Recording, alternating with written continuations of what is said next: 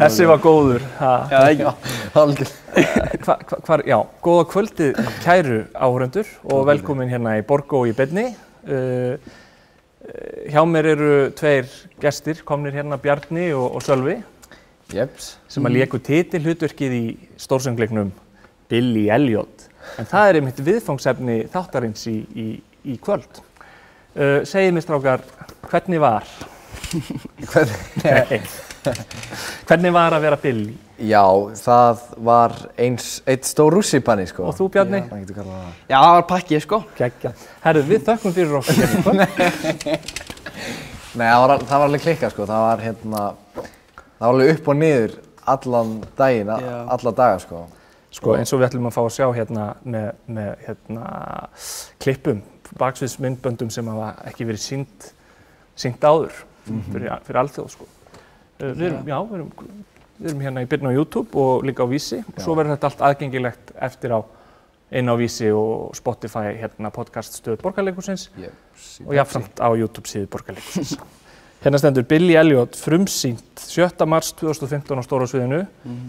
Viðfangsefni númer 583 hjá Leikfélag Reykjavíkur. Já, ég vissi það reyndar ekki.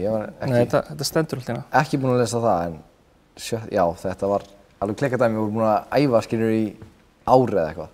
Ekki ég reyndar. Nei. Ég kom seinna inn. Við förum betur yfir það. Betur það eftir. Allavega, ég heiti Elmar Þórarinsson og séum myndbönd hérna og vídeó í Borgarleikhúsinu og vann sem ljósamaður á gólfi í Billy Elliot. Já. Var með reykvélunum og byrjaði mitt með ykkur aftast þegar leikmyndin Já, nákvæmlega, íta okkur fram, sko. Já. Það er svolítið skemmtilegt að því þegar maður horfir á þetta, en þú veist, ég hélt alltaf þegar ég fór í leikhús að þetta væri bara, skilur, rafrænt. Þetta væri bara svona, það kemur bara leikmynd, skilur, hún er bara svífað, eða skilur, hún væri bara á hjólum. Sér man ég, sko, hvernig var þetta? Var þetta ekki loft sem hélt þessu uppi? Jú, þetta var risa þung eining sem að, og allar einingarnar eru þannig að þær eru á lofttjökkum. Það situr þrýsting, það eru kútar inn í öllum leikmyndunum. Þrýsting, opna fyrir þrýstingin, þá lyftist einingin upp. Og ástæðan fyrir þessu er að þú vilt geta ýtt þeim áfram. Já, og svo viltu stoppa. En svo viltu stoppa og hafa hana stöðuga. Já. Það heyrðist alltaf sem maður sko, þegar maður spurði sviðsmennina eitthvað, hvað gerist við sér tánum minn undir?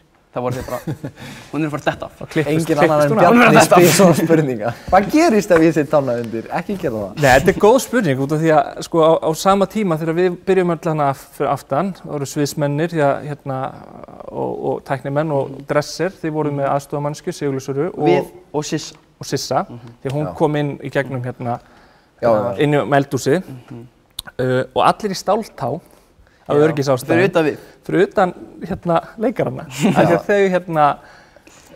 Þau eru betur tryggð heldur en sviðsmenn. Já, það álíka, þú veist, sviðsmennir eru náttúrulega að ýta leikmyndinu og eitthvað, en leikararnir eru frekar meira svona að labba með. Já, nema í þessu leikriti, í þessum söngleik. Já, og notað leikarana til að færa allt dótið, eins og í Mary Poppins. Já, sem væri verkfallsbrot annars staðar í heiminum, nema á Íslandi. Já. Allt á Íslandi.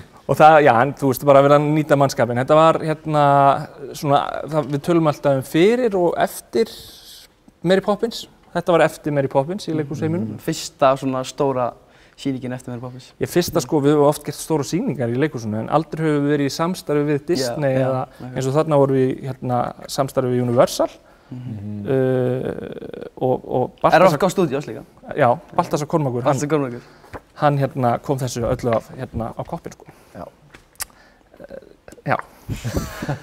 Sagan til þess að fara örstutu við söguna, þá strax bara var það ekki vikuna, helgina eftir frumsýninguna á Mary Poppins 2013, þá fer Bergur á kynningarfund og undirbúningsfund fyrir Billy Elliot. Og að því að aðdragandinn að sýningunni, þarna var ár í frumsýningu á Billy Elliot og þá bara það strax að hljóla fara að snúast, finna aftur listina stjórnendur og gera allar teikningar og allt svona. Og ég man sko leikárið með Mary Poppins, það sumar fór Borgarleikhúsið í árshátíð til London. Fórum og héldum árshátíð út í Englandi og okkur var boðið að fara á 2 sýningar, annars vegar Förulegt hátalag hunds nótt og svo hins vegar Billy Elliot. Og þannig að vissu fáir sko að við værum að fara að setja upp Billy Elliot, en þú mátti velja Já, einmitt. Var ekki þarna að vera að sýna Furðulegt tantúrulegt hund sem nótt? Nei, það átti eftir Það átti eftir að gera, já. gera það líka. Þannig að þetta var svona teaser fyrir okkur starfsfólki. Já, Og ég fór að sjá hérna Billy Elliot og var í spreng allan tíman. Eins og maður er hérna stundum með fyrir leikhús. Maður á ekki að fá hérna að drekka bjór hratt fyrir leiksýningar. Ég læriði það þar. Tips and tricks. Tips and tricks. Já, alveg. Og hérna, já, og svo í kjölfarið fór þetta allt batteri á stað. Og það voru palna pröfur sem þið fóruð í. Já. Vel auglýstar. Já. Já, nákvæmlega. Það er svolítið skemmtileg saga hérna einmitt með þessar pröfur, eða allavega með mig sko, hérna. Ég fór í þessar pröfur sko, sá auglýsingu og hérna, og ég var yfir aldrinum sem mátti koma í pröfur. En síðan komu aðrar pröfur þar sem að minn aldur var leyfður og þá hélt ég bara að þetta væri auka hlutverk. Þetta væri, þú veist, það væri búið að velja hana fyrir Billy Elliot og allt það, þannig að ég ætlaði bara að koma og þú veist, reyna að komast inn sem eitthvað annað. Og ég held það í fyrstu pröfunum og svo í öðrum pröfunum mæti ég og fæ svona spjald á mig sem stendur hérna Billy og síðan voru aðrir með Michael sem er hérna vinur hans, skilur við. Já, ég var allan ekki búinn að fatta fyrir það að ég væri að fara í pröfur fyrir aðalhlutverkið. Einmitt. Og þarna var líka, það voru langar pröfur, það voru erfiðar pröfur. Já, ég meina það voru náttúrulega bara, skilur, 4 mánuðir eða eitthvað. Já, og það þurfti á þessum stutta tíma að fá einstakling sem var tilbúinn að læra að vera aðalhlutverk, eða leikari í aðalhlutverki, geta dansað í 3 tíma, dansað og sungið og haldið heiti leiksýningu upp á lofti. Já. Margir sem að hérna komu í þessar pröfur. Og þú Bjarni, þú fórst líka í þessar pröfur, en varst handleggsbrotinn. Ég fór vissulega með gifs í pröfunar. Þannig að ég svona kannski náði ekki að sýna mína styrkleika. Nei. Þau voru kannski svona 5 leikar sko. Þannig að hérna, já, ég komst í topp 10 og síðan fekk ég bara takk fyrir þína þáttöku en þú gifst ekki leikra. Og þar með var þinni sögu í Billy Elliot lokið? Allavega í Billy sko. Já. Nei, þú áttir eftir að koma inn seinna mér. Já, síðan líður bara sumarið, en þessir eru í herþjálfunum sumarskóla hérna með Sandel Kerry sem var aðstoðar danshöfundur, Lee Proud var danshöfundur og hérna Bergur Þór Ingól sem minntist inn á hann var leikstjórinn. Þið voru hérna alla dag, ég var í sumarvinnu hérna og það var ógeðslega gott veður úti og þið voru hérna inni að læra fimleika hjá honum hjá Gerplu, ég man ekki hvað hann heitir. Þóri? Já, Þóri. Ármanni? Já. Og voru að læra að dansa á Dilly, bæði ballett, klassískan og jazz, eða ekki? Við vorum hérna bara yfir allt sumarið, mættum klukkan 9 og fórum heim klukkan 6, bara alla daga vikuna. Ég man ekki hvort við vorum helgar líka, nei, ég held ekki. En þú veist, við vorum bara allt sumarið, ekkert frí bara, og þannig erum við ennþá pröfur, sko. Þannig erum við ennþá 6. Já. Þannig að þú veist, við vorum ekki, það var ekki, hei, þú ert komið með þetta hlutverk, nú ert bara að æfa fyrir það. Já. Þetta voru bara sumarskóli, þar sem við vorum að, þú veist, bara ennþá í pröfum, sem voru ógeðslega fyndið, sko. Hérna, þannig að maður var ennþá ógeðslega mikið að bara alltaf gefa allt í allt, af því að það átti eftir að velja. Það sem var þetta ekki svona aukað þrúgandi aðstæður, eða svona? Jú, þetta var, eða sko, að þegar það er ekki búið að velja þarna, þá er þetta einhvern veginn minna, þú veist, skilur, þetta var ekki eins mikið álag, því þú ert bara að berjast eitthvað, þannig að þetta er eiginlega á þér, en síðan leið þú ert valinn og við erum bara 3, að þá fyrst byrjaði þetta að vera erfitt, sko. Og það er þetta að fylgjast með þessu öllu þættirnir, leitin af Billy Elliot. Þeir voru alveg tættir í sumarið, sko. Er á YouTube, sko. Já. Þeir eru æðislegir, þá getur maður svona ítalega fylgst með hvernig Jakob, hann gerði þá þætti. Já. Ég held að ég hitt hann svona ársfresti einhvers tímann. Ég sést einu sinni í þessum þætti. Já. Mjög ánægður með það. Já, nákvæmlega. En já, síðan einhvern tímann haust, þá fæ ég boð að vera aukahlutverk í sýningunni. Já. Sem voru bestu fréttirnar í lífi mínu. Já. Þangað til að ég mæti og fæ svo að spreyta mér á Michael hlutverkinu. Michael sem er besti vinur Billy Elliot. Já, besti vinur Billy Elliot. Sem er þessi hérna, fyrir þá sem hafa ekki séð söngleikinn í myndinni, það var þarna strákurinn sem að klæða sig í kjóla. Já, alveg. Synguðu, klæða sig í kjóla, steppar. Já, og er rosa flamboyant karakter. Já, og ógeðslega skemmtileg karakter að leika. Já. Bara ótrúlega gaman. Og svo bara eftir hvað var það langur tími? Þú varst búinn að gera það í smástund, bara nýbúinn að frumsýna eitthvað og þá bara, hey Bjarni, vilt þú ekki koma og gera hérna? Þetta var svolítið mikil óvissa sko, en ég man eftir að ég var á fullu að æfa fyrir Michael, síðan eftir æfingu þá ég akkur tekinn á Litlasvið. Já, og við erum með smá hérna myndefni þaðan sko. Við erum að klippu að því þegar Bjarni fær fyrst að kynnast þessu sem við vorum að gera síðan næsta árið. Já, þess að þið voru hérna, og þetta hún Dilly sem með þetta algjör snillingur. Sem aðstoðar danshöfundar hana. Já. Og ég beðin að taka þetta upp og þetta var tekið upp til þess að senda til London einmitt. Á hérna... Og ég vissi það ekki. Ég loksist núna að fá ástæð hvernig það var að taka mig upp sko. Já, þú hefur aldrei séð það áður. Það hefur enginn séð í rauninni nema Bergur og Líf Prát sko. En ég tók þetta upp og mér fannst þetta alveg skelfilegt hvernig það fara með það af því að þú var alltaf stressaður. Já. Og Dilly hérna, hún algjör harðstjóri sko, en hún líka ótrúlega ljúf. Hún frábær. En það þarf að ná því besta fram í hérna hverjum einstaklingi fyrir sig, þannig hún að láta það sprikla eitthvað. Já, nákvæmlega. Síðan fyrir við í þroskaspíkati eftir smá, það núna. Já, og ég veit ekki hvort það heyrist í, en þú spurður hvort þú getur það sko og hversu langt þú kemst og svo hérna segir þú getur gert meira og hún þrýstir þig niður. Já, það var svolítið taktikinn sko. Já, og svo var þetta bara þannig næsta árið. En ég meina, þú veist, þetta tók ógeðslega mikið á og var ógeðslega erfitt en síðan Samt sem sko, þetta, ég held að ég sé að tala fyrir okkur alla því ég segja að þetta það erfiðasta sem við gert. Já. En samt sem bara það besta sem við komum fyrir okkur held ég. Já, algjörlega og bara maður fær ógeðslega mikið út úr þessu en var bara á þessu tíma þá sér maður ekki þá hugsa maður bara einmitt bara hversu líkamlega erfitt þetta og hversu mikið maður var dauður og hversu mikið, þú veist, þegar maður vaknaði þá var maður bara ég að fara á æfingu, þú veist, í 6 klukkutíma og síðan allt í lagi. Já, ok, þú veist, það var náttúrulega aðeins öðruvísi, en þegar sýningarnar voru, skemmtilegt að segja frá því að þetta ekkert eitthvað sem að fólk veit, til dæmis, er að við mætum á æfingu hérna 2 til 5. Þannig að við erum á 3 tíma æfingu alla daga og síðan eftir 5 þá fær einn að fara heim, skilurðu, en síðan fer bara einn að sýna eftir þessa erfiðu æfingu sem er 3 tíma æfing sem að fyrir okkur kannski núna hljómar ekkert mjög mikið út af því að við vorum búin að vera að æfa svo mikið.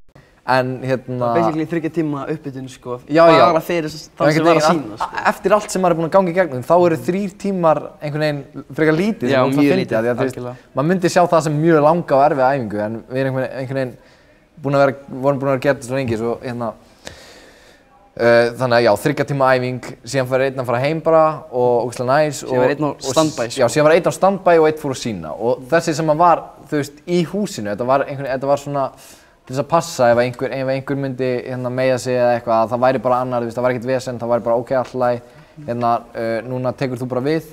En nema hvað, sá sem þurfti að vera í húsinu, hann var bara uppi með Chantel bara eða Dilly. Eða Dilly eða Hannesi. Síðan kom alltaf Dominic líka.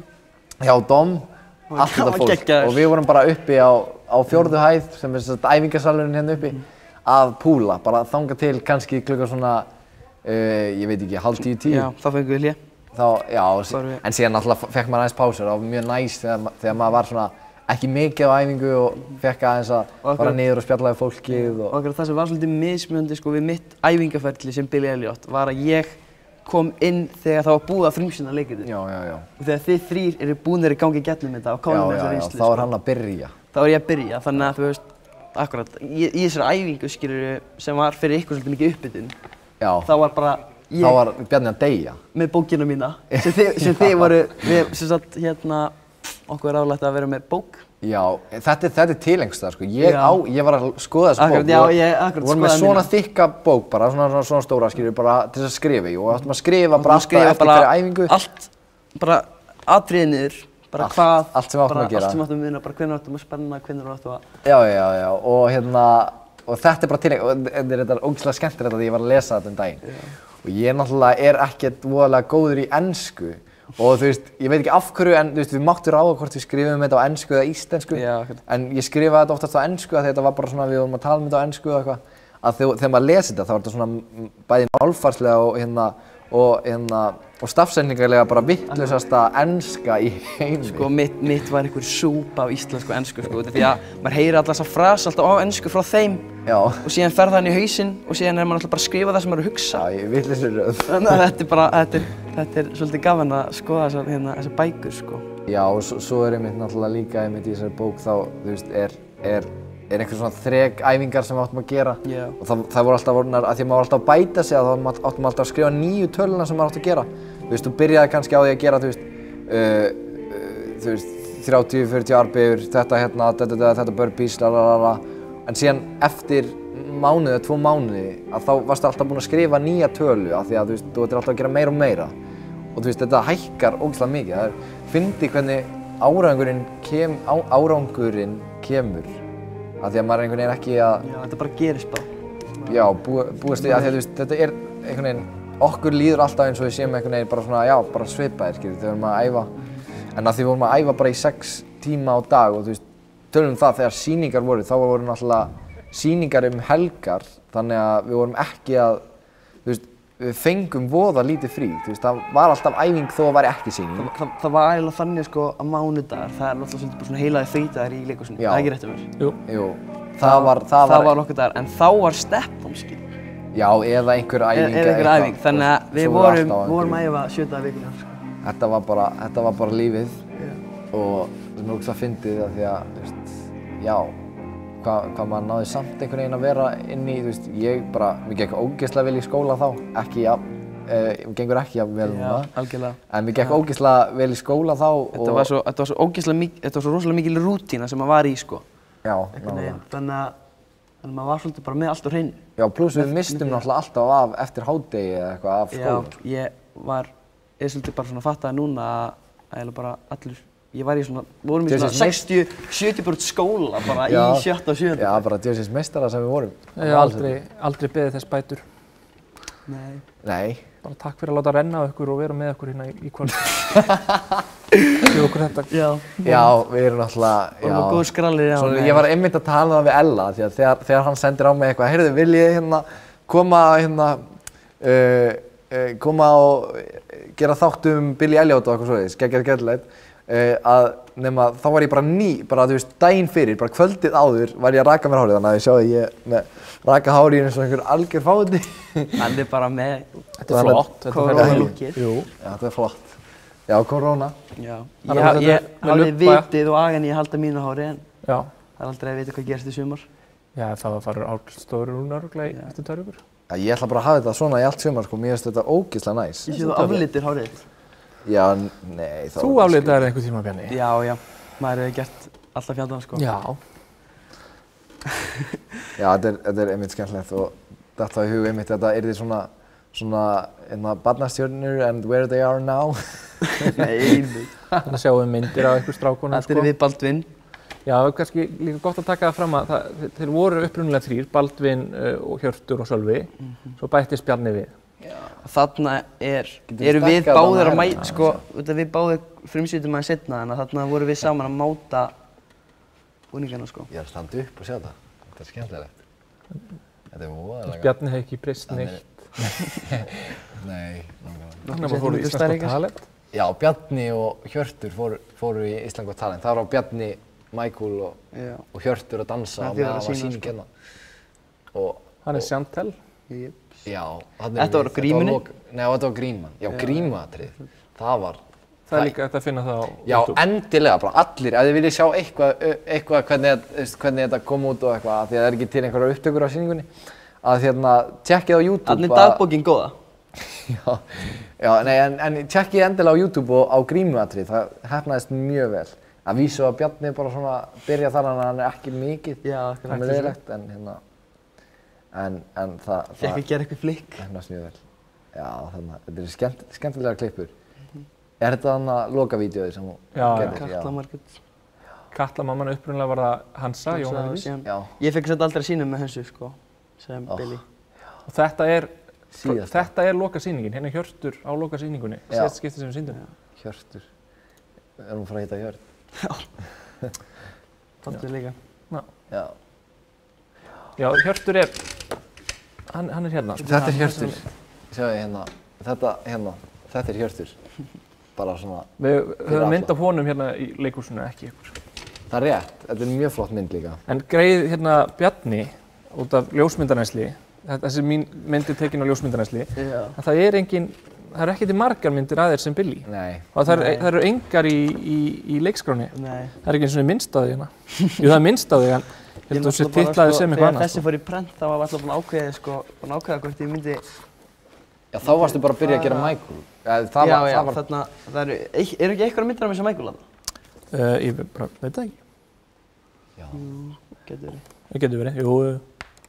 Jú. Ég man sko eftir náttúrulega, ég kom líka sent í Michael, þannig að mér var smá hent í djúpulögin að sýna þetta ljósmyndarennsli, sko. Já. Það var bara fyrsta sinn sem ég fekk að fara á sviðið, sko. Þetta sýnt hérna fólki og það var spurt hérna í síðustu viku hvað ljósmyndarennsli er. Já, nákvæmlega. Við erum með... Þá er ég með hérna klippu frá ljósmyndarennsli. Þá er það þannig að Grímur ljósmyndari, hann er upp á sviðinu, bara kemur inn í miðasinu og tekur nærmyndir. Það er alltaf tæknimenn og sýningsstjóri alltaf mjög vakandi að passa upp á hann því að hann hefur séð hana kannski einu sinni áður en hann er komin leikmyndir og fljúgandi niður hlutir og hann er alltaf að smeygja sig undan svona loka mínútunni. Já, mér fannst einmitt, ég man eftir hvað mér fannst fyndið fyrst þegar það var ljósmyndarennsli, það var bara einhver einn på svið. Maður var að gera senu, síðan alltaf kemur hann að manni, maður var svo meðvitaður að ekki hvort karakter sko, bara Það er skemmtilegt hérna, ég er myndið að horfa á leikskrána núna og það er ein mynd sem var tekin eiginlega bara rétt eftir þetta vídeo sem við erum að horfa á núna. Mjög skemmtilegt. Þannig að lyftu mér. Og lof mér svífa, litla stund, það ég bið. Já, hver semur tónlist? Það er bara engin annan en Elton John. Engin annan en Elton John. Já, Elton John sko. Ég man eftir að sko, einhvern tímann í kringum frumsýninguna, það var eitthvað svona rumors að hann ætlaði að koma. Hann kom. Hann vildi bara hitta Billy. Vildi bara hitta sjálfa? Já, við fórum á chilliðum sko saman. Tókum eitt rúnd. Nei.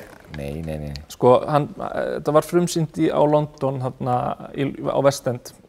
Já. Upp úr 2000. 2005, eitthvað er ég að bylla. Í sama leikur svo Hamilton er í sýningu núna. Já. Victoria Palace. Victoria Palace. Já, Victoria Palace, það er já, það er rétt. Það er hótel við hliðina á Victoria Palace sem heitir bara held í Victoria Palace hótel eitthvað.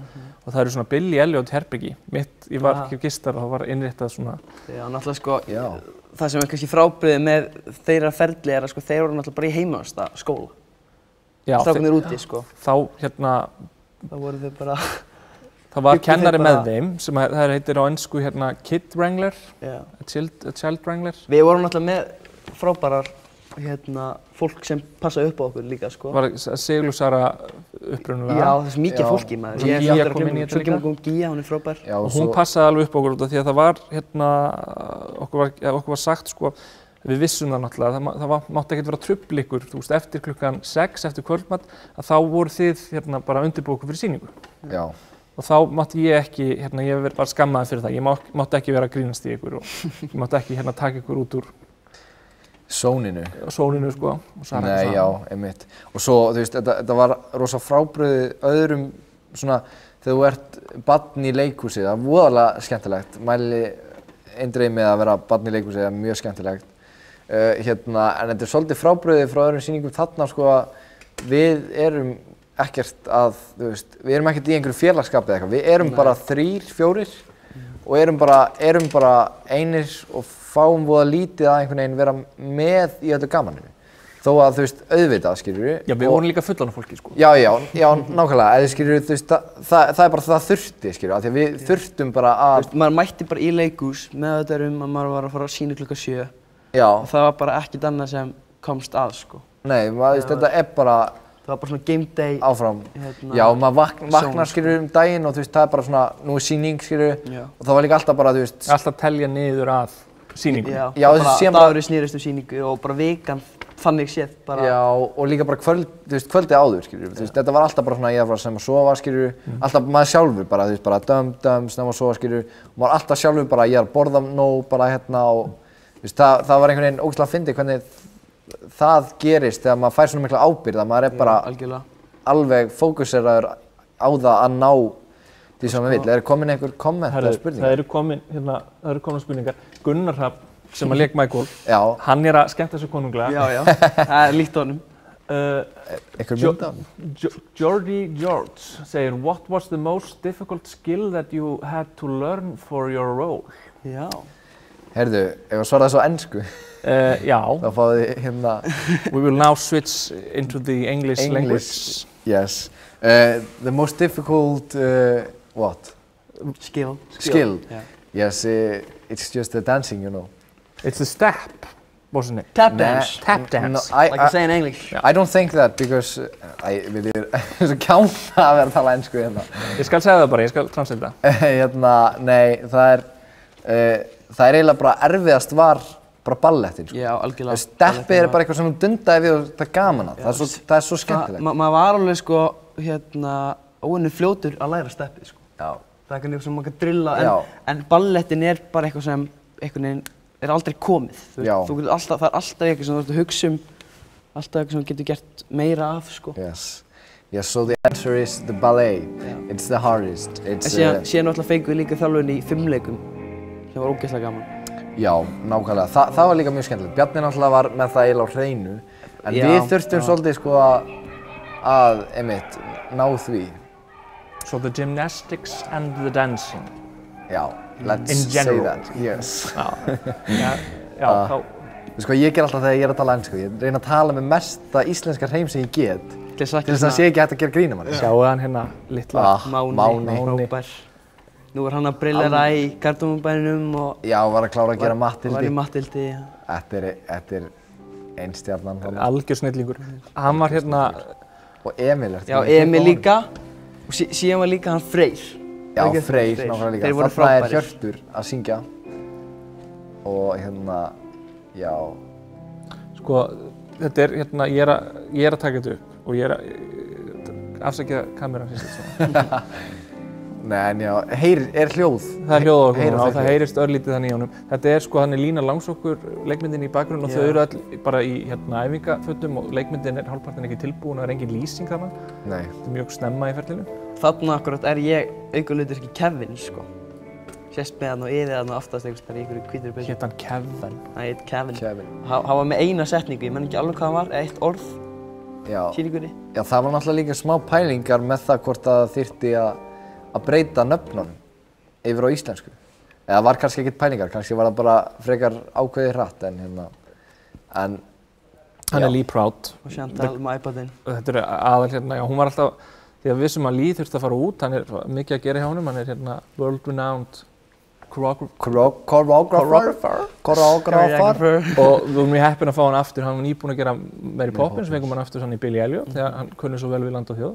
Og hann lék hérna námuverkamann og aukahlutverk í útlöndum, bara á sínu tíma. Hann sko, ég veit ekki alveg hvort ég fari með rétt mál, en hann var svona resident choreographer á West End á sínu tíma. Já, hann var sem sagt Chantal. Hann var Chantal, sko. Þegar þetta var fyrst gert á West End, sko. Já. Og hérna, svolítið, hérna, einmitt skemmtilegt, hvað heitir hann hérna Spider-Man? Tom Holland. Tom Holland. Hann þekkir Tom Holland frekar vel og einmitt spjallar oft við hann. Það er líka svolítið skemmtilegt að segja með Tom Holland er að hann fór svolítið svona svipaða leið og ég, sko. Hann fékk ekki Billy fyrst. Nei. Hann byrjaði sem Michael og fór síðan í Billy. Það er svolítið skemmtilegt. Já, einmitt, já. En hann einmitt, sko, ég man eftir því hvað ég horfði á viðtöl við hann. Já. Og horfði á það svolítið oft, sko, og stúderaði bara, ég ætla að svara svona þegar ég er spurður. Hann kemur sér mjög vel fyrir í viðtölum, hann er óbúslega flottur, sko. Hann er frábær, sko. En það eru ekki fleiri svona frægir? Heyrðu, þarna er... Já, það er náttúrulega, sko, það sem er svo ótrúlega gaman er að horfa á svona reunion, sko, myndbönd á YouTube, þar sem þeir eru bara, þú veist, þeir eru náttúrulega komnir í einhverja tugi, þessi fjöldin þarna í London og, já, aðalega London. Já, þetta er náttúrulega klikkun þar, sko. Það eru flestir sem halda bara áfram í ballett eða einhverjum öðru dansi, sko. Eins og Baldvin sem lék hérna Billy, hann fór út. Hann er núna í miðnámi í Wilkes. Já, hann er alveg inn í dansinum og því, sko. Brillera þar, sko. Sem er svolítið... Hann er Grettir minn. Frábröðið hann er Grettir. Hann lék Michael. Hann lék Michael og hann er ekki að geður. en svolítið, já, einmitt, af því að svolítið frábrugðið frá okkur, við einhvern veginn erum svolítið komnir inn í eitthvað annað, allavega ég veit, þú veist, ég ekki ennþá í dansinum og svona, þó ég sé að dansa nú í nýju líf akkurat núna, þá ég ekki að æfa neitt svoleiðis, eitthvað þannig, en Baldvin einmitt heldur bara ótrúlega áfram, sömu braut, sem er geggjað, sko. Og svo náttúrulega strax eftir Billy þá fóruð þið allir í Bláa hnöttinn. Já, nákvæmlega. Það sem að Chantel var þá orðin dansahundur. Já. Og það má líka finna Bláa hnöttinn á YouTube, en við erum að reyna að fá það niður. Það er í einhverjum 100.000. Já, þá fær manneskjan sem hlóði upp gegn okkar vilja pening, sko. Já, var það ekki, fengu þau ekki leyfi frá ykkur? Þetta er bara einhver sem tók upp sýninguna þegar hún var sýnd á RÚV, sko, bara halaði henni niður. En á þess að fara eitthvað frekar út í það. En ég er búinn að senda copyright claim nokkrum sinnum. Já. Og það er ég fælt þessi tilbaka að senda að það er COVID og það eru færri sem er að vinna í þessum. Það eru svona risastór tækniver út í Bandaríkjunum sem þurfa að fara yfir hverja einustu kvörtun. Já. Þau eru náttúrulega geta ekki unnið þar. En þarna sjáum við æfingu af dansinum. Express Yourself. Já, með Michael sem er aðalnúmerið hjá Michael sem er vinur Billys sem er Grettir þarna að æfa. Og það er svo geggjað að sjá samt hversu þetta er svona kompakt lítið atriði þar sem þeir eru bara tveir, samt eru allir með. Já, ótrúlega skemmtilegt. Bara þetta atriði axla svo rosalega mikið. Þetta byrja sem bara þú veist söngur inn í herberginu. Já. Síðan byrjar steppið. Já, og síðan einhvern veginn heldur þetta alltaf áfram að toppa sig og þá er alltaf einhvern veginn svona að maður komin inn í hugarheiminn hans Michael sem er svo ótrúlega gaman. Nákvæmlega. Og endar svo á bara alveg frábærum endi, sko. Það er reglan í svona stórsönglingum að ef þú ert ekki inn á sviði, þá ertu að skipta búning og ert í kór í laginu sem er inn á sviðinu. Það var ekki undantekning Billy, sko. Nei.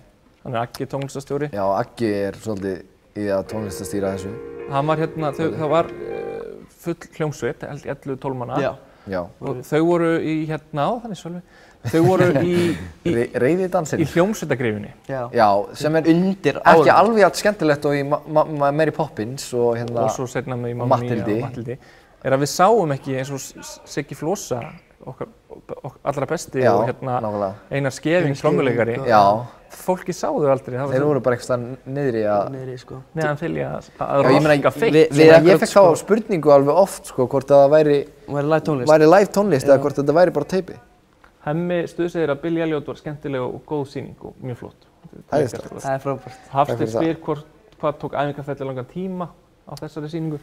Já, heyrðu. Já, náttúrulega sko æfingarferli fyrir allan hópinn byrjaði, samleistu var einhvern tímann í desember. Og síðan mann ég einhvern veginn bara svona rétt fyrir jól, það var eitthvað svona smá sýning á Nýja sinna þar sem þið þrír voru að sýna bara eitthvað svona byrjunin á dönsunum. Já, nákvæmlega, það var einmitt. Þá var ég alveg með stjörnurnar í augunum, sko. En það er málið, sko, það byrjuðu allir að æfa í desember og svo frumsýndum við í maí, þannig að ég kann ekki reikna, en þið með reikna sjálf. Það er frumsýndum í mars. Já, frumsýndum í mars, meina ég, afsakið. En síðan, sko, náttúrulega En síðan voru við, sko... Það sem ég segi með að þetta verið frábrigði með venjulegri ferli er að við héldum áfram að æfa. Já, nákvæmlega, alveg eftir að við sýndum. En við byrjuðum samt í rauninni að æfa í maí. Já, þið byrjuðu ennþá fyrir, sko. Við byrjuðum að æfa í maí, af því að þá byrja pröfunar og þá byrjuðum við bara að æfa. Það er semst maí 2014. Maí 2014 til mars 2015. Þannig að þetta er tæpt ár, þetta eru 10 mánuðir. Og það var basically bara svona fyrsti helmingurinn af æfingarferlinu og síðan hélt það bara áfram. Já, ég meina, allt sem við dönsum, allt sem við gerðum, lærðum við á 10 mánuðum, þannig að ef einhver langar að gera eitthvað, vera góður í einhverju, þá er 10 mánuðir nóg. Ef þú ert með rétta fólki í kringu því. Já, þú ert eins og þarna, ert í vinnu við þetta, þetta er vinna þín, að þá ertu svolítið heppinn að fá alla þessa reynslu, þannig að steppa þetta fyrir yngri dans. Já, tökum það fram að þetta er æfing. Já, og líka sko það sem ég ætla að segja, það er að þið komið í gegnum pröfur. Já. Og það eru pröfur í leikhúsinu, það reyndar ekki neinar fyrirhugað núna.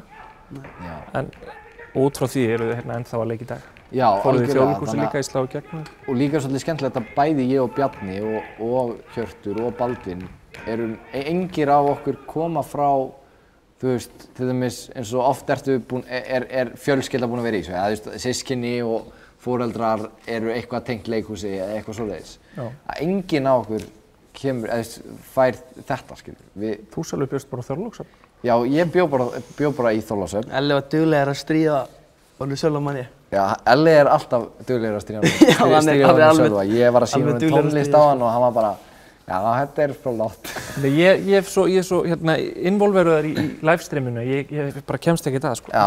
Nei, mér finnst alltaf svo fyndið að þú, annað en hinni strákunum, við vorum 10 mínútur og komum í vinnuna. Nei, ég var nú reyndar í Mosó, sko. Já, ok, það líka bara svo. En ég sem tek fyrir það, fólk ger oft meira úr því að koma í Mosó heldur en það sko. Fólk finnst þess að það sé að fara til Selfoss eða eitthvað, en sama hjá mér. Það ekki eins. Ég bý í Hafnarfirði og þá fólki finnst eins og að koma til útlanda. En líka þið voru að tala eins og öll þessi æfinga í hlénu, þegar við öll hinn fengum hlé og þið voruð búin að gera Engri dans. Sem var annað svona stóra númeri rétt fyrir hlé, að þá fórum við í kaffi en þið heldið áfram inn á sviði. Já, við fengum sér Amino. Já. Ég segja það.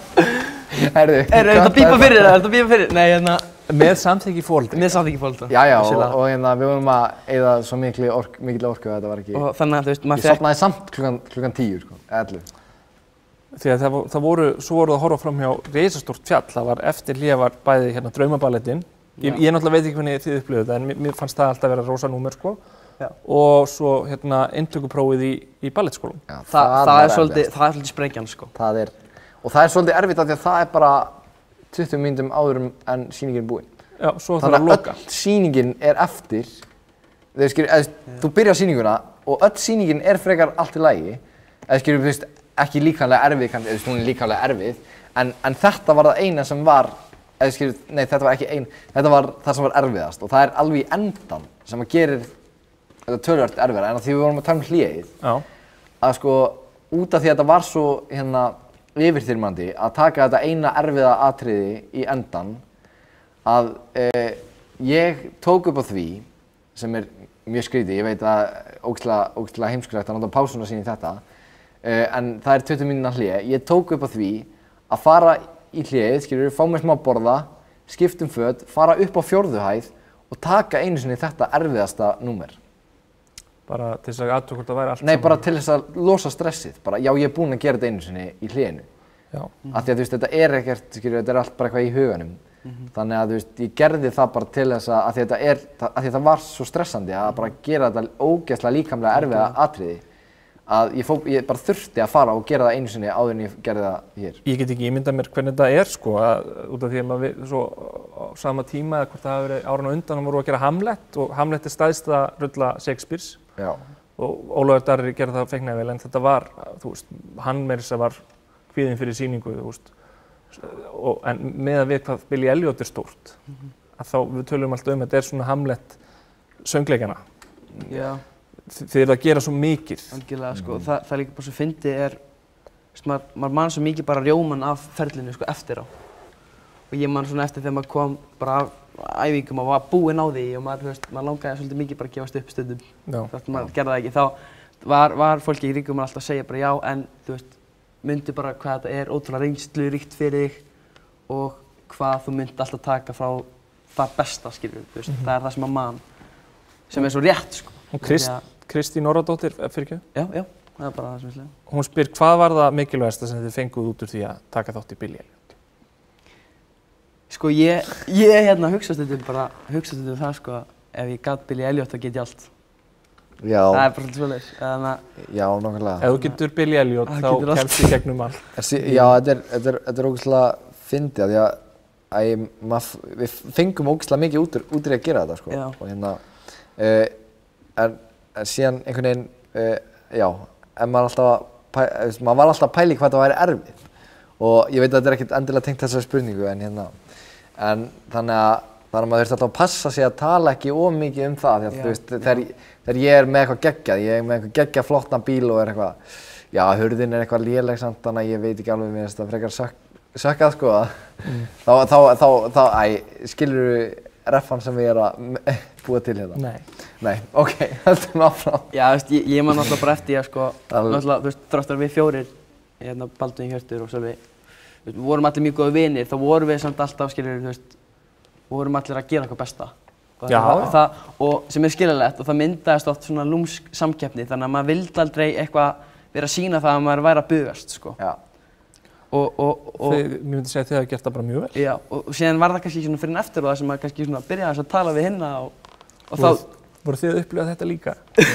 Já, akkurat. Það var svolítið gott að heyra. Nei, ég er að segja það var ekki fyrir svona 2 árum eftir að við vorum búinir að við byrjum einhvern tímann að spjalla bara eitthvað. Já, ég held að Sölvi væri með stóltegur og ég er ekki að djóka.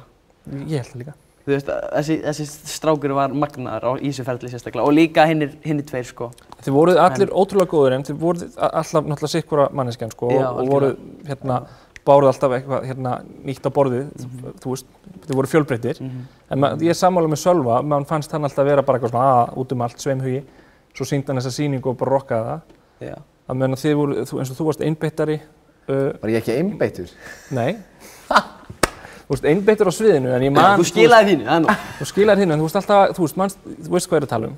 Nei, segðu. Þú varst svona gantast og varst... Já, ég var alltaf eitthvað að skemmta mér. Ég var að reyna að skemmta mér í gennum þetta. En sko, það er ekkert það sem ég langar að segja með, sko, eins og þeir 3 upplifðu þetta, er að þeir voru allan tíma Billy Elliot. Þeir voru allan tíman í þessum pakka að halda upp þessari sýningu, sem ég fekk ekki að kynnast fyrir eftir á. En þegar ég var Michael akkurat, þá sko, fekk ég að fá svolítið að vera bara í almenningi og tala við annað fólk og bara sýna þetta eina atriði, sko. Þannig að ég fekk svolítið að kynnast báðu sem ég var svo þakklátur fyrir, sko. Ef að sjá, ef að brjóta þetta upp og sína klippu frá þetta er í Stöndum saman þétt. Já. Það er klippa á YouTube þar sem að ég setti GoPro-vél fremst á sviði, mann ekki hvort það var síðasta sýningi. Ég held að það var loksýning, sko. Það var loksýningi þín. Já. Og hún dó einmitt fyrir, ég ætlaði helst að ná lokaatriðinu. En hérna er klippa sem er ekki á YouTube. Þá getum við séð þig sprita þig. Veit ég ekki? Já, það er eitthvað skrítið í gangi. Rópa þá. Hann byggði þig. Já. Það er ekki komið box til mig í hvað? Svona 4 vikur. Já. Hefur ekki komið í box? Sko, það eru blankir. En það skilur hvað það hefur ekki komið í box. Það er anskotanir þegar það fá mig.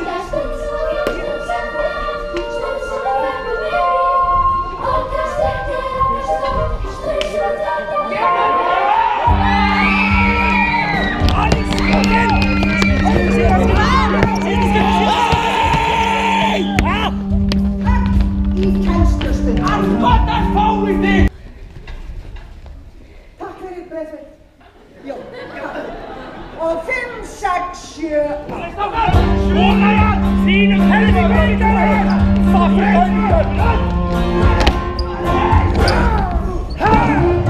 Gjarna suðar, gjarna síni, gjarna sveita mann.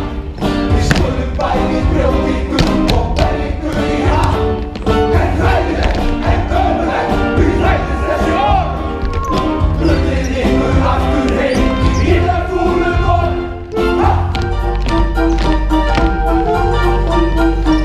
Og 1, og 2, og 3, og 4, og 5, og 6.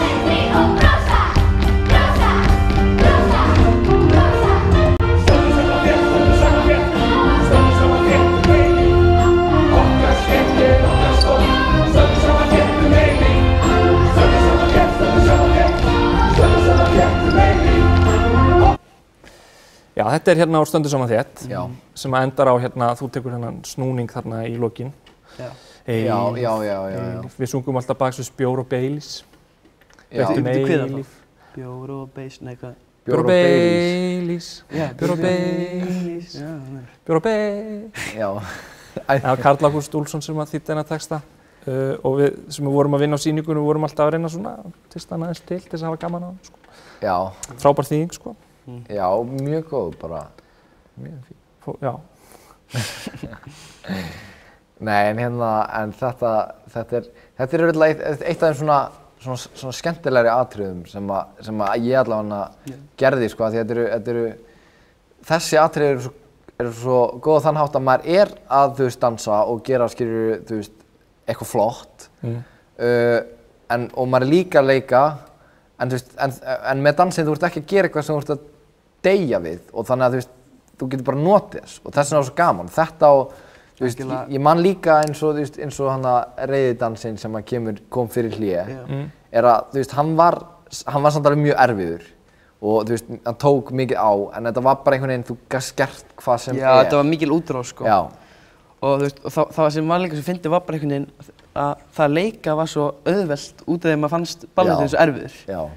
Þannig að bara þegar maður var á sviðinu, þú veist, þegar maður var á sviðinu að leika senu, það var það ekkert mál út af því að það var alltaf auðveldara en að vera að gera electricity. Það er einmitt líka einmitt pæling sem ég að þú veist, að það hjálpaði svolítið dansinn með að þú pældir minna í leiknum, þú bara lést hann gerast, og þá er hann miklu betri þegar þú ert ekki að stressa því yfir honum eða eitthvað svoleiðis. Að þá og síðan kom það ekki fyrir en þú veist, eins og fyrir mig allavega, fyrir en að ég fór bara að þú veist, gera eitthvað sem var ekki dansi, bara eins og ég var í Matthildi og eitthvað, þar er, þú veist, og í öðrum hlutum miklu erfiðar að leika því það var erfiðasti hluturinn, skilur. Það var, þú veist, en þarna er dansinn. Og þetta tengir svolítið bara því að þetta hugarfara, þú veist, ef maður gat Billie Elliot, þá getur maður allt, skilur. Þannig að, þú veist, ef maður getur toppinn, þannig að, þú veist, það var erfiðasta og allt annað var einhvern veginn bara svona svo gott, skilur. Eins og með Tom Holland, hann er Hollywood-leikari í dag. Nákvæmlega. Já. Á fullt af peningum. Þú varst kjörinn. Var ekki forseti? Nei. Formaður? Ég er í málflutafélaginu í Vestló, vissulega, en ég er ekki forseti. Shoutout á Vestló. Hver var kjörinn forseti? Það er Eiríkur Kult. Og hver var yfir Líftó? Það er Alfreður. Já, ok. Nei, ég var ekki Iðunn að bjóða sér fram? Jú, Iðunn bjóð sér fram líka, sem var með okkur í Bláa hnettinum, en við kannski til að... Ég var ekki búinn að spyrja að þessu. Við erum live og eitthvað. Bara spjall. Er ekki fleiri spurningar eða eitthvað? Hvaða tæknibúnaður var mest notaður á sýningu? Allt. Þú ert nördinn, þú ert talað fyrir þetta. Sko, það var náttúrulega sendimækar á öllum og einn sendimækur á, það voru 2 á ykkur. Herðu, á einu mómenti, voru þeir 4. Að ég sé að stoppa þig, á einu mómenti voru einmitt 4 sendimækar, þar sem er sko 2 svona litlir, sem eru þægilegir, 2 bara hlið við hlið, bara ef einn skildi klikka þá væri annar. Því að það er ekki tími til að skipta, þess vegna eru aðalhlutverkin eins og Mary Poppins og Billie Elliot, þeir eru vanlega með 2. Því að stoppa sýningu er rándýrt dæmi, en svo var í steppatriðinu yngri dans. Svo í steppatriðinu vorum við með 1 hér og 1 hér fyrir svona saumar inn í buxur. Já, fyrir fætuna. Til þess að heyra betur í steppinu. Og þetta voru svona stórir mækar, sko. Sko, ég veit ekki alveg nákvæmlega hvað það kostaði, en ég veit það kostaði meira en 100.000. Já, við vorum bara eitthvað að dunda okkur að hlamma okkur í gólfið. Já, maður var náttúrulega bara sko að rúlla eins og enginn sem morgun dagar eins, sko. Já. Og svo var þessi leikmynd sem var á þessum lofttjökkum. Ég lofaði Bergi að ég sagði hann myndi ekki sýna mistök, en hérna er frá æfingu og hérna er Sissa að fara að byrja senu. Það er smá mistök. Þú getur séð hvernig þessar lofteiningar virka. Ég man líka eftir því, sko, það var stóll sem átti að fylgja með borðinu. Já. Og þessi stóll var bölvaður, út af því að það vorum alltaf þessi miklu vandræðum hvað við ættum að setja. Já. Út af því að mátti ekki, sko, borðið féll niður ofan í sviðsgólfi. Já. Þannig að það var alltaf bara eitthvað það þurfti alltaf að setja, það þurfti alltaf að setja hann undir, skilur, eða það þurfti alltaf að fara með stólana eða eitthvað, því að þú veist, það var ekki gólf á húsinu, skilur. Þú veist, þetta var bara gólfið á sviðinu. Þarna er skipting og sem hefur farið úrskeiðis og þeir eru að draga þarna, við erum með loftpressu hérna í húsinu sem við erum með slöngur þarna einst svissramanum einst á sviðinu. Hann er Bergur mættur og er að biðja Agga að halda vandinu áfram. Já, nákvæmlega. Þetta er einhver skipting sem var síðan tekin út, minnum mig. Ég veit það ekki. Já, og hvaða eining er þetta þessi hér? Já, þetta er hérna... Þetta er heimili frú Wilkinson. Þessi hér. Já, akkurat. Sem er líka... var bara einu sem sýninguna, þú veist, já. Já, heimili frú Wilkinson var líka bakveggurinn á æfingasamling. Já. Sniðugt, mjög sniðugt. Þetta veist ég ekki. En þarna sjáu þið einmitt húsið, þið risa húsið bara synda fram, sigla fram. Það byrjaði hana einst á baksviðinu. Skemmtilega plaggöt í herbygginu, er þetta ekki E.T. og... Já, nákvæmlega. Elton John líka. Já, hann er þarna. Já. Hann gerði þetta á tónlistina, eins og við töluðum á hann. Ekki endur taka þetta hérna. Sjáum það. Elton John, hann gerði... Hann var merkilegur maður, nei. Það var að koma bíómynd hérna fyrir árið. Þetta er ógeðslega gaman, sko. Hvað? Ógeðslega flott. Sýningin? Þetta er allt dæmi, sko, því að maður gleymir þessu. Þetta fer einhvern veginn aftur í hausinn minn og er bara þar og svo koma svona moment eins og núna þegar maður er að rifja þetta allt upp og það er svo áhugavert að pæla í þessu. Já, ég man líka svo vel eftir, sko, bara út af því að þetta var svo ótrúlega stór partur af ævinu, sko, á lífunum hans þegar þetta var í gangi og líka bara, þú veist, mánuðunum eftir á. Það var alltaf, það leið ekki dagur hjá það sem hugsaði Billy Elliot og síðan fattaði ég eitthvað svona daginn, bara, wow, þetta er langt síðan ég hugsaði Billy Elliot. Já, nákvæmlega. Það fattaði maður að það var bara tíminn búinn að líða, sko. Já. Það 5 ár síðan. En svo eru menn, eins og ég, sem hugsa Billy Elliot á hverju einasta degi. Já. Nei, það eru til menn og konur líka, þannig út í heiminum, sem eru með heimasíðu sem heitir Billy Elliot Forum. En til meira það eitthvað sem heitir Sky Kids eða eitthvað svona. Sky Kids. Já. Maður fer bara inn og sér eitthvað upplýsingar hann, sko. Þetta er skemmtilegur katalógur að fletti gegnum svona eftirhaukja. Að þarna voru upplýsingar hvernig þið voruð að sýna, þannig að þegar Billy Elliot og sinn aðdáendarhóp víðsvegar að heiminum og hingað komu erlendi gestir og þeir vildu vita hvenær til dæmis Sölvi var að sýna eða Bjarni var að sýna eða svo skrifuðu þeir litla gagnrýni þetta allt saman. Ég man að mér fannst þetta rosa skrítið og ég mátti til dæmis ekki einu sinni, ég ætla að láta þig vita þessu, það var eitthvað búinn að skrifa eitthvað svona að þú endurfæddur einhver þýskur leikari og Sara bannaði mér það, sagði nei, hann er að vera að sýna ekki vera fríkan út. En já, hafið þið skoðað þetta? Nei, ég hef ekki skoðað þetta. Þú varst bara að segja það. Ég rakti einhvern tímann á þessa Sky Kids síðu eða eitthvað svoleiðis, sko, og þá ég veit ekki hvað það var og þá voru myndir og gagnrýni og fullt af hlutum. Ég segi, áhugaverð tilfinning. Þetta er ekkert skrítið, þetta er bara menn sem hafa mikla áhuga á, og konur líka, örugglega, sem hafa mikinn áhuga á þessum stórsöngum. Já, ætlar að lesa eitthvað? Hér er ég með texta. Nei! Nei, og svo kom einhver maður og tók viðtal við þig. Það gaf ykkur Rúbíks kubba. Já, gaf ykkur Rúbíks kubba. Já, ég var að tala um það, ég var bara mjög ánægður. Já, ég bara týna mér í reyndanum. Já. Það að lesa? Nei, ég er ekki með neitt. Já, eins gott. Já, ég held það, ég var alveg spenntur. Ég er ekki með neitt, sko. Nei. En mér fannst þetta skrítið, en... Já, þetta er svolítið skrítið, þetta er svolítið fyndið að það sé einhver kall út í heimi, þú veist, að ferðast til Íslands bara til þess að horfa á mig. Ég man líka bara, já. En það er líka bara svolítið skrítið að sé einhver að gera það. Ég man líka bara eftir, sko, bara svona að pæla ekkert í því, sko, að, veitu, því að Billy Elliot var einhvern veginn svona fyrsta leiksýningin, allar sem ég tók þátt í, hugsa bara, vá, fólk er að borga sig inn til þess að horfa á mann. Þetta er svo, og þetta er vannalega kannski, var maður kannski búinn að vera einhver skólaleikari eða eitthvað. Það er ekki skrítið. Það fólk var eðlilegt. Já. Ekki þetta áfram að kaupa með það, sko, já, þetta er ekki skrítið. Þetta var bara svo, þetta var svo ótrúlega svona fyndið pæling. Það var bara eitthvað, wow. Það er að borga 10 skall til þess að sjá mann. Og setja líka ennþá stærra samhengi, skilur, þú ert að, aðdragandinn þeirra að sýningunni að kaupa miða með löngum fyrirvara. Já. Og þetta kvöld er kannski mjög merkilegt fyrir þær sakir að þetta er kannski fjölskylda sem fer kannski leikhús bara einu svona ári. Já, algjörlega. Og þetta var eitthvað tilefni fyrir einhvern og líka það að þið héldu leikhúsinu uppi, sýndum einhverjar 80 sýningar af þessu. Nei, fleiri? Meira, já, ég held það. Komumst þið ekki upp í 100? Ég man það ekki. Einhvern tíma var 100. sýning en ég man ekki hvort það var, sko, hvort það var eitthvað til að auglýsa betur eða, nei, það var einhvern tíma 100. sýning minni mig. Við gerum grína þessu gerum svona árshátíðarmyndband þar sem við gerum grína því að Borgarleikhúsið byggði upp á Billy Elliot og örugglega eitthvað fleira. Þetta var svona, þetta var rjómatertan, sko, það var alltaf verið að markaðssetja þetta. En þið heldur leikhúsinu uppi, það er fakt, sko. Takk fyrir það. Já, þið verður góð. Takk. Nei, já, mjög skemmtilegt. Eigum við að horfa á meira eitthvað? Ég er til í að horfa á meira, sko. Ég er mjög gaman að sjá öll þessi vídeo, sko. Sko, þú, ég spurði út í þetta áðan. Ég ætla að sýna draumaballin, þú þurft að æfa hann alltaf. Þetta er frá æfingu, held ég, fyrir frumsýningu. Draumaballin er stór sena það sem að...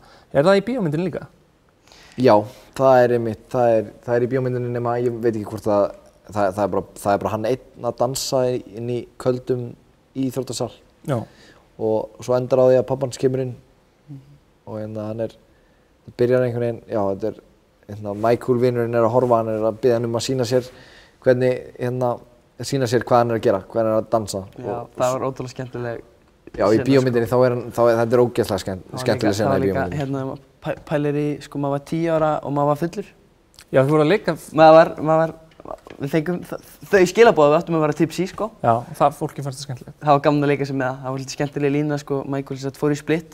Og þarna var ég náttúrulega bara í miðri þjálfari fyrir Billy, þannig að mér var sagt að fara í alvörunni í Split. Já. Og ég gerði það. Og síðan hendum við í núna veit ég af hverju þetta kallast Hnytubróturinn. Og þú vissir ekkert af hverju þið finnst þetta fyndið?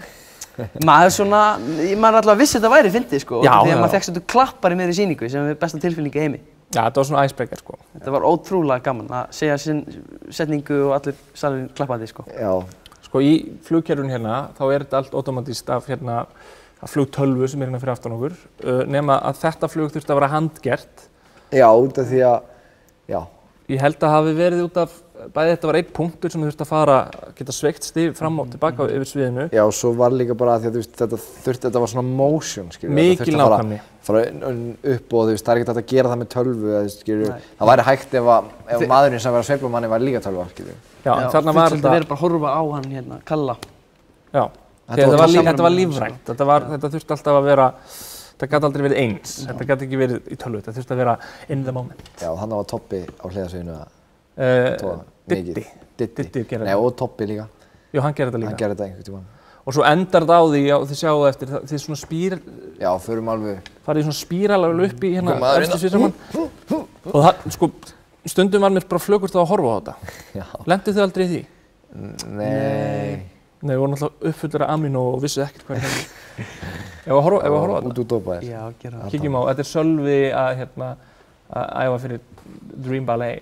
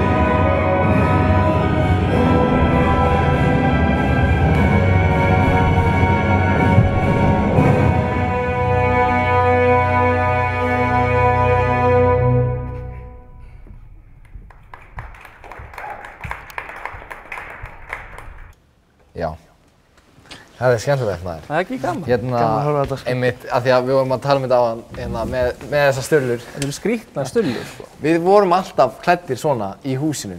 Alltaf þegar við vorum á æfingu með Dilly. Já, við vorum svona hálfnaktir alltaf, hlaupandi hérna eins og einhver. Við vorum alltaf í hlýrabollu og hvíta og svona ballettbuxum. Alltaf, já, nákvæmlega. Og það er kalt hérna á stóra sviðinu. Það er svolítið chilly. Já, en síðan er maður, ef að þú værir að hlaupa og púla og gera þú veist, þá er ekkert kalt, sko. Mér er alltaf kalt, ég er aldrei að gera neitt hérna. Nei, það var svolítið fyndið, sko, einmitt fyrst. Og þurftum að redda okkur einhverju svona og já, þurftum alltaf að vera svona, en það var til þess að, þú veist, þegar við vorum að dansa og eitthvað, þú veist, að danskennarinn Dilly þá, og þú veist, Chantel líka, en það var svona aðalega þegar Dilly var hérna þá, þú veist, eins og þarna sjáum við hann í stuttbuxum, sko, það er að því að þá erum við að æfa, þú veist, bara sýninguna og eitthvað svona, þú veist, við erum ekki í ballettdanstíma, sko. Þannig að Bergur, Chantel og Lee og Kjartan sýningarstjóri, sem er líka sviðsstjóri, hann var hérna, einmitt fyrir Draumaballettin, þá mátti enginn tala, við erum öll með hérna talstöðakerfi hérna á sýningunni, en það mátti enginn tala þarna. Þarna þurfti að vera bein báðarleið bara frá sviðsmanni til sýningarstjóra ef eitthvað kemur upp á, bara upp á öryggisatriði. Já, nákvæmlega. Og ég man að einhvern tíma var ég að spjalla og Kjartan svona hreykti í mig. Mjög ákveðin, bara út af öryggisástæðum. Já. Og baðst afsökunar eftir á, sko. Já, þetta er... Ég man eftir að stundum fekk maður að setja sér svona tól. Já, og heyra hvað, af því að það er svolítið skemmtilegt af því að maður fattar ekki að þú veist, það er allir sem eru að vinna að sýningunni voru saman á rás bara. Já, allir sem eru að vinna að sýningunni sem eru ekki leikarar. Þeir eru allir með svona heyrnartól og eru bara, þú veist, þau eru ekki alltaf að spjalla saman sko, en þau eru með hérna svona headset og eru bara með talstöðar og það er mikið í gangi sem að gerist þar sko. Og líka þú veist, það er erfiðara í svona sýningu en eins og í Elli þar sem það er engar sviðskiptingar og það er bara alltaf statísk leikmynd og við erum búin að sýna hana, vorum búin að sýna 200 sinnum, þá vorum við... Já, þá er bara spjall. Spjall og saman með Mamma Mia, við vorum mikið að spjalla og það var eitt kvöldi þar sem við duttum í Kærulís og sungum með, það var sing-along. Já, ég hef heyrt upptökur á því. Já, við tókum það smá upp. Mamma Mia sing-along og þar sem allir eru að syngja hástöfum í... Síðan, sko, það minnum við líka á lokasýningunni. Það var svo að, hérna, vorum við uppi á 4. æfa eins og vanlega og það var kveikt á mæknum hans, hérna, Hjartar. Já. Og það heyrðist á svið. Já, það var þegar ég var að sýna. Já, það var, sko, út af lokasýningunni þá vorum við með svona loka-atriði, svona Já, þannig að við vorum með, hinn var með mæka uppi og við vorum eitthvað í einhverju hjartnæmri senu að hérna... Já, þú varst að sýna? Já, ég var að sýna, ég var inn á sviði, sko, og við vorum að þetta er jólaatriði þegar pabbinn er fullur að syngja í sorgum sínum og svo kemur bara eitthvað Ég maður sko eftir þegar einhver hleypir upp og Hjörtur, það heyrist þér, hann bara frönsal, við bara eitthvað Nei, af því að þegar einhver kom upp og sagði Hjörtur, ekki tala, það heyrist þér og þá segir hann Ha, er það? Já Það kemur líka. Það er svo gaman með þessu mistök, sko, þau gleymast seint, sko. Já, nákvæmlega. Og hérna, já, svo komu allir 4 í lokinu í uppklæðinu sem svona, ekki randfína að lega. Já. Það er svolítið skemmtilega að sagða hann hirti, reyndar í öðru leikriti. Já, öðru leikriti, af því að þetta er mjög skemmtilega að sagða. Þetta er frábær saga. Í Bláa hnettinum hins vegar, og þetta er til að upptöku, ég á þessa upptöku og er ofta að horfa á hana. Og hérna, þar er Hjörtur sem er hérna, þá hérna, var svo Erlen, eða leikarinn ekki inn á og hann ákveður að taka línuna í staðinn fyrir hana. Og...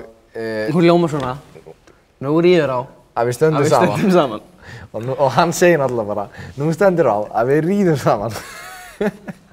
Við allir í hláturskasti og það er þetta að sjá Bjarni og Grettir liggja saman í hláturskasti og hérna... Já, við náðum svona fela ágætlega. Já, þetta er einhver klippa sem þú ættir að gefa út.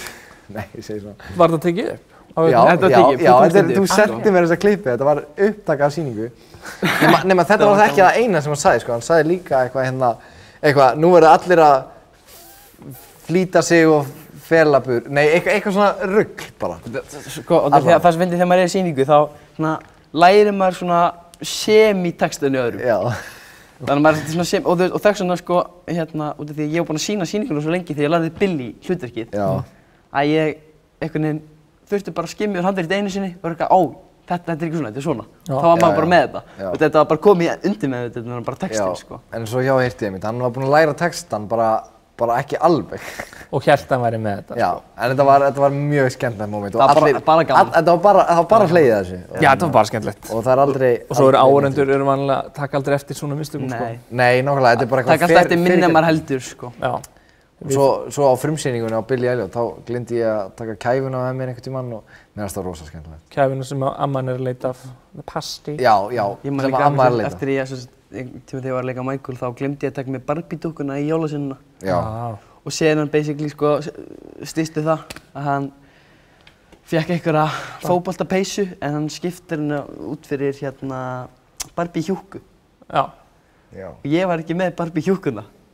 En síðan eitt moment sem við áttum hana saman, svo nú fyrir við að brá með enda, en hérna, eitt moment sem við áttum saman það var hérna þegar, mér fannst alltaf svo gaman að svona einhverjum hérna hlutum sem fóru úrskeiðis. Já.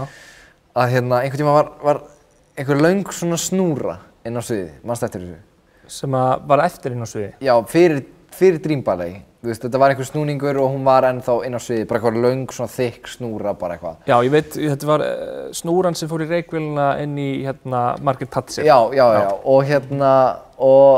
og ég náttúrulega bara eitthvað, hei, þetta er skemmtilegt, nú ætla ég að fara að dunda mér að taka það í burt en síðan horfi ég á þig og þú eitthvað á hliðasögnu bara eitthvað, nei, ég tek ekki það og byrjar að dóa, ekki að þetta sé eitthvað mjög áhugavert en þetta var moment sem við áttum sem ég gleymi ekki.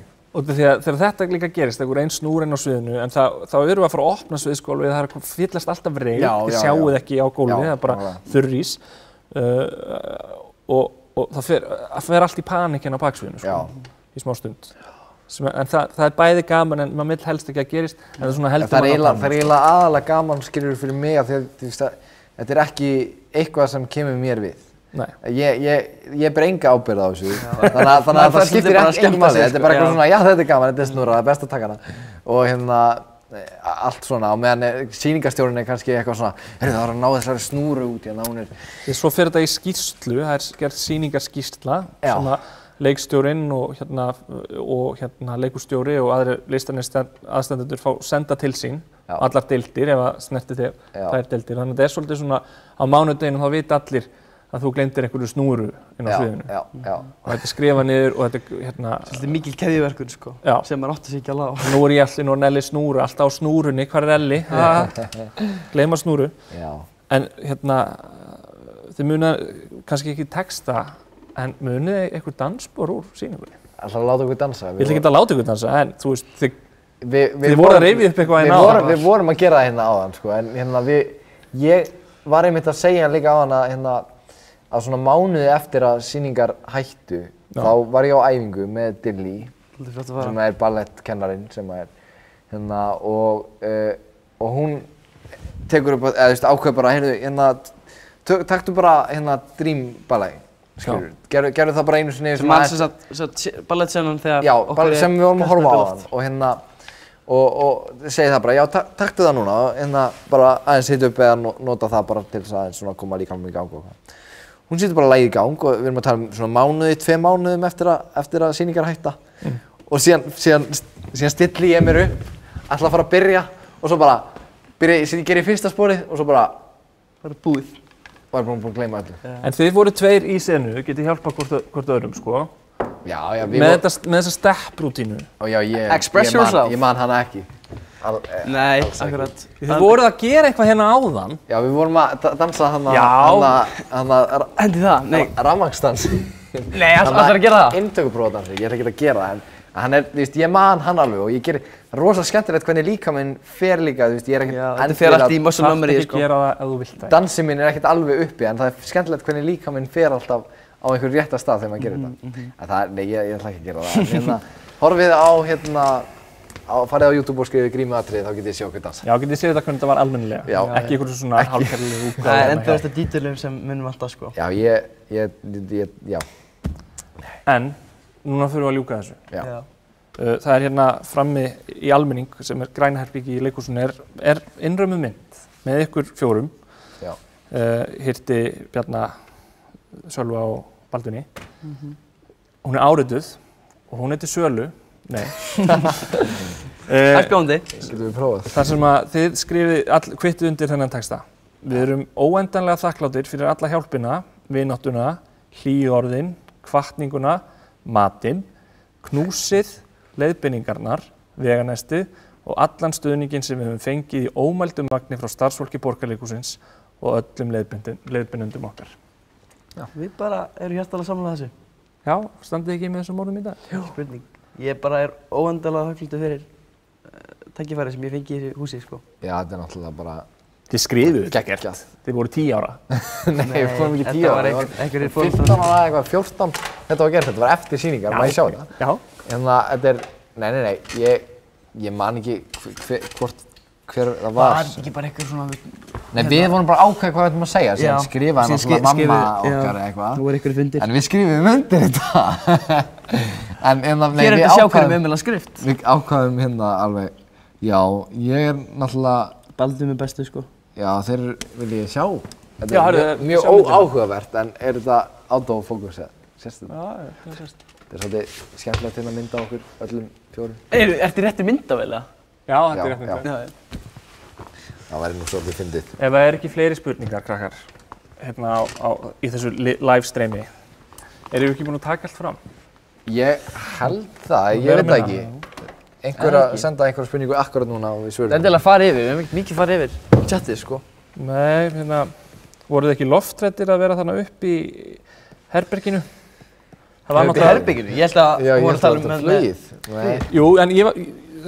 Nei, Hafsteinn spyr upp í herberginu út af því að það var alveg 2 metrar niður á sviðskóla og það var ekkert handrið. Nei, það var einhvern veginn ekki, sko. Síðan, sko, var okkur þá svona rimlar á hliðinni sem það var að klifra alveg upp og ég held að það var einhver í Engildan sem gerði það. Já, það voru einhver fullorðin. Það var einhver fullorðin. En nokkru sinnum maður svona. Ég gerði það nokkru sinnum. Að stelast. Aðalega kannski sjálfi. Að stelast. Ég var alltaf að stelast. Ég er að segja, þú varst svona sveimhugi og svona bara gerði það þínu nefi. Dunda og leika sér, sko. Það er mikilvægast að gera það. Svo voruð þið alltaf, eins og þú tókuðu fram á hann, þið voru alltaf 2 í húsinu. Ef að hinn skildi forfallast, því að þá þarf að senda 550 manns heim og það er flókið dæmi, sko. Þannig þið voru alltaf 2, annar tilbúinn. Og það gerðist einu sinni að, hvað var það ekki, bara 10 mínútur fyrir? Jafnvel oftar en einu sinni, sko. Jú, það gerðist einmitt alveg að bara 10 mínútur fyrir gerist eitthvað og hérna annarkvort einhver fær bara, þú veist, verður veikur eða... Eða ég bara, þú veist... Ég meina að þú skilur verður bara, þú veist, bara... Nei, já, bara einhver verður veikur eða eitthvað svoleiðis, sko. Viltu fjölera eitthvað meira um það? Nei, ég meina, skilur þú veist, það gerðist alveg að einhver fékk kvíðakast eða eitthvað, skilur það gerðist alveg nokkur sinnum og það var bara svoleiðis og þá þurfti bara annar að taka sýninguna sem var svolítið erfitt, fá bara 10 mínútur fyrir bara, heyrðu, þú að sýna. Og það er líka bara, segir það líka, þú veist, það eru hérna... Við erum öll mannleg. Við fáum öll kvíða. Já, það er mjög eðlilegt og hérna, og líka svolítið skemmtilegt bara svona áður en við ljúkum að hérna, einmitt þegar Baldvin frumsýnir, að þá er það, einmitt sko, hann var búinn að gera eitt rennsli yfir daginn, veist, hann átti að frumsýna á, segjum, föstudegi, en á fimmtudeginum tók hann rennsli yfir daginn og síðan var sýning á fimmtudeginum sem að Hjörtur átti að sýna. Og ég kem hérna á æfingu og ég er bara eitthvað, mér er búið illt í maganum allan daginn og svo fer ég bara niður á æli og er bara með ælupest, þannig að ég fer heim. Hjörtur á ennþá að taka sýningu, Hjörtur er síðan komið með eitthvað kvef og getur ekki sungið, skilur við. Og bara, það bara virkar ekki. Og við erum búin að vera að dæla í hann Amino og Panadol og ekkert gengur. Og daginn eftir átti einmitt líka að vera rennsli fyrir Baldvin. Hann átti að frumsýna daginn eftir, en það átti líka að vera rennsli fyrir hann. Og nema hvað, að þú veist, hann bara gat ekki sungið, hann gat ekki gert þetta. Þannig að það var bara, ákvörðunin var að Baldvin myndi bara frumsýna hana. Þannig að hann frumsýndi daginn fyrir frumsýninguna sína. Og fekk einmitt þá bara eitt rennsli, ekki hitt og var bara frí fyrir allan daginn eftir og allir mjög ánægðir örugglega að... Sýningin gekk náttúrulega bara mjög vel. Þurfa ekki að gera það tvisvar. Það gengu allar bara mjög vel. Já, nákvæmlega. Og líka bara, þú veist, þegar maður fekk þessar fréttir að maður fengi 10 mínútur, þá vissum maður að það var ekki ásökun, skiljur. Þú veist, maður þyrfti náttúrulega bara að delivera sýningu. Já. Þannig að maður fór bara í eitthvað svona hugafar sem vanalega kannski heill dagur en var bara 10 mínútur. Já. Og það gekk bara vel, sko. Svo maður fær ekki tækifærið að tíma til þess að átta sig á þessu fyrir en eftir á. Já, maður grætur bara í kotta þegar maður kemur heim. Nei, ég er ekki... Eins og þú sagðið, þið fóru að kynnast upp og nýtt nokkrum árum eftir á þegar varstu líka stressaður. Já, það var mjög gaman, sko.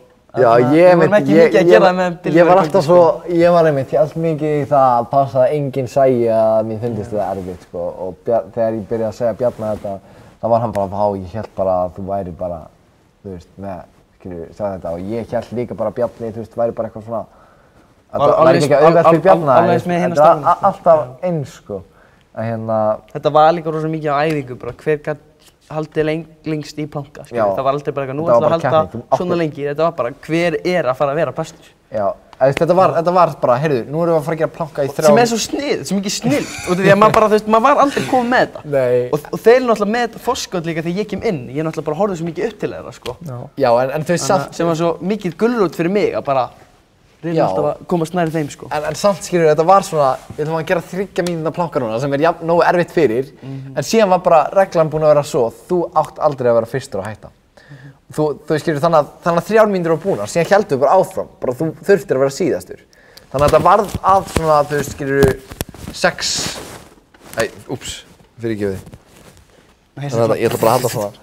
Þetta varð að svona 6 mínúta planka og þangað til að, þú veist, þetta var eiginlega alltaf svoleiðis. Þetta bara endaði að vera 2-falt meira og Dilly eða Chantel eru þá bara ok, við ætlum núna öll að hætta á sama tíma því að þeir eru augljóslega ekki að fara að hætta og þeir eru að deyja. Þannig að endaði alltaf á því bara, ok, 3, 2, 1, allir að stoppa á sama tíma og við stoppum á sama tíma og við vorum allir bara, vildum allir alltaf stoppa, skilur, en við gátum ekki verið, þú veist, það var bara komin heilinn var bara þarna, við gátum ekki tapað. Svo er það sína sinn, vera með senur á móti Jóa Sig og Halldór Geirharðs og Örn Árnason. Maður fattar það náttúrulega ekki. Það er svolítið eins og að vera í planka og hver getur verið lengstur. Hver er það afsteytsa þetta fólk? Það er svo magnað einhvern veginn hvað það líka var lítið mál með við hitt. Já, það gleymdist kannski bara. Já, það var svolítið bara, ég vona að það hef ekki bitnað á sýningunni, sko. En líka bara einhvern veginn, sko, ég veit eiginlega ennþá ekki það hvað er að vera í karakter þannig, sko. Maður einhvern veginn gerði þetta bara. Já.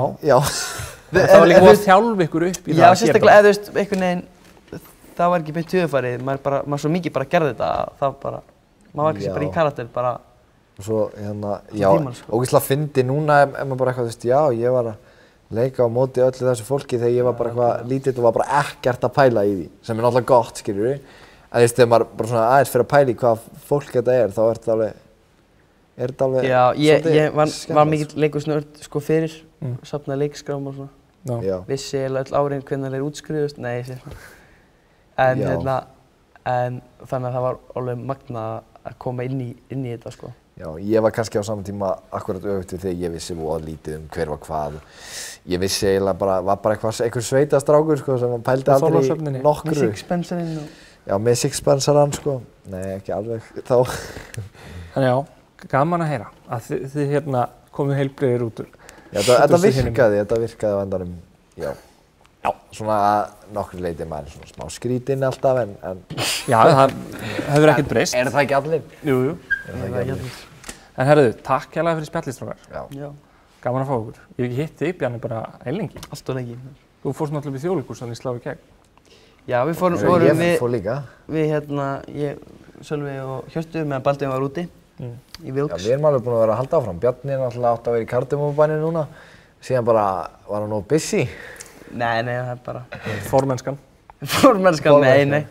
Það er líka gaman hvað eru búin að hægt og rólega að færa ykkur nær hvort öðru þannig. Já, við virðum 2 metra regluna, það er ekki spurning, það er ekki máli.